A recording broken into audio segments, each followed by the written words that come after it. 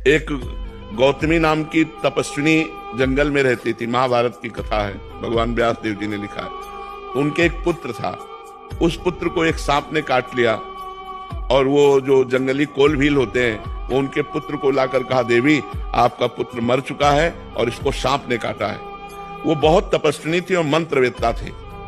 उन्हें तुरंत सर्प का आकर्षण किया और सामने बुलाया और कहा, मैं तुम्हें भस्म कर दूंगी, तुमने हमारे पुत्र को मारा। ध्यान से सुनना।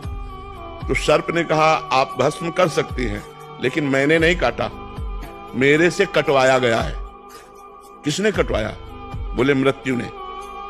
तुम्हारे बालक के ऊपर जो मृत्यु का आक्रमण हुआ उसने मुझे निमित्त बनाकर कटवाया। उनकी बात समझ में आ गई, तपस्विनी थी, उन्होंने मृत्यु का आकर्षण किया। मृत्यु से कहा, मैं तुम्हें भस्म कर दूंगी, तुमने बालक को सर्प से कटवाया। तो उसने कहा, मैंने नहीं कटवाया, काल ने। काल के द्वारा मैं मृत्यु प्रेरित थी और मैं मृत्यु से प्रेरित होकर सर्प ने काटा, मैं तो एक निमित्त। मृत्यु ने कहा, वो तो काल है, काल का आकर्षण किया और काल महाबली भगवान का स्वरूप है। उन्होंने कहा, तुमने हमारे पुत्र को क्यों मृत्यु से प्रेरित करके, सर्प से प्रेरित करके कटवाया? तो काल ने कहा, हमने नहीं किया, तुम्हारे बालक के कर्म ने।